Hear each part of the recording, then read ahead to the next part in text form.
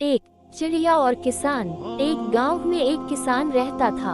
उसका गांव के बाहर एक छोटा सा खेत था। एक बार फसल बोने के कुछ दिनों बाद उसके खेत में चिड़िया ने घोंसला बना लिया। कुछ समय बीता तो चिड़िया ने वहां 2 अंडे भी दे दिए। उन अंडों में से 2 छोटे छोटे बच्चे निकल आए। वे बड़े मजे से उस खेत में अपना जीवन गुजारने लगे। कुछ महीनों बाद फसल कटाई का समय आ गया। गांव के सभी किसान अपने खेतों की फसल की कटाई में लग गए।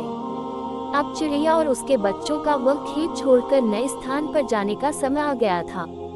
एक दिन खेत में चिड़िया के बच्चों ने किसान को ये कहते सुना कि कल मैं फसल कटाई के लिए अपने पड़ोसी से पूछूंगा और उसे खेत में भेजूंगा। ये सुनकर चिड़िया के बच्चे परेशान हो गए। उस समय चिड़िया कहीं गई हुई थी। जब वह वापस लौटी तो बच्चों ने उसे किसान की बात बताते हुए कहा, माँ, आज हमारा यहाँ अंतिम दिन है। रात में हमें दूसरे स्थान के लिए यहाँ से निकला होगा। चिड़िया ने उत्तर दिया, इतनी जल्दी नहीं बच्चों, मुझे नहीं लगता कि कल खेत में फसल की कटाई होगी। चिड़िया की कही बात सही साबित हुई। दूसरे दिन किसान का पड़ोसी खेत में नहीं आया और फसल की कटाई न हो सकी। शाम को किसान खेत में आया और खेत को जैसे का तैसा देख बुदबुदाने लगा कि ये पड़ोसी तो नहीं आया। ऐसा करता हूँ, कल अपने किसी रिश्तेदार को भेज देता हूँ। चिड़िया के बच्चों ने फिर से किसान की बात सुन ली और परेशान हो गए। जब चिड़िया को उन्होंने ये बात बताई तो वह बोली, तुम लोग चिंता मत करो, आज रात हमें जाने की जरूरत नहीं है।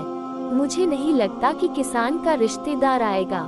ठीक ऐसा ही हुआ और किसान का रिश्तेदार अगले दिन खेत नहीं पहुंचा। चिड़िया के बच्चे हैरान थे कि उनकी माँ की हर बात सही हो रही है।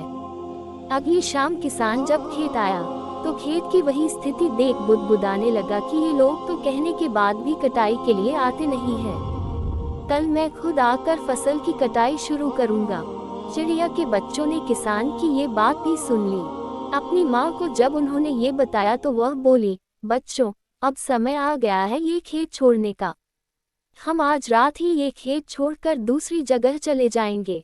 दोनों बच्चे हैरान थे कि इस बार ऐसा क्या है जो माँ खेत छोड़ने को तैयार है। उन्होंने पूछा तो चिड़िया बोली, बच्चों, पिछली 2 बार किसान कटाई के लिए दूसरों पर निर्भर था। दूसरों को कहकर उसने अपने काम से पल्ला झाड़ लिया था, लेकिन इस बार ऐसा नहीं है। इस बार उसने ये जिम्मेदारी अपने कंधों पर ले ली है, इसलिए वह अवश्य आएगा। उसी रात चिड़िया और उसके बच्चे उस खेत से उड़ गए और कहीं और चले गए। सीख: दूसरों की सहायता लेने में कोई बुराई नहीं है, किंतु यदि आप समय पर काम शुरू करना चाहते हैं और चाहते हैं कि वह समय पर पूरा हो जाए तो उस काम की जिम्मेदारी स्वयं लेनी होगी। दूसरे भी मदद उसी की करते हैं जो अपनी मदद